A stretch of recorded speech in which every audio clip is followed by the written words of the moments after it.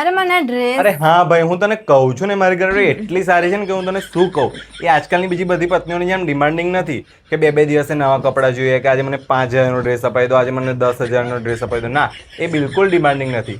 એ જે કહે ને હું એને લઈને આપું છું, પણ એ બહુ મોંઘું નહીં માંગતી. અને હું 100 રૂપિયાનું વસ્તુ લઈને આપું ને તો પણ એ બહુ ખુશ થઈ જાય છે. એ બીજી બધી પત્નીઓની જેમ ડિમાન્ડ નથી કરતી.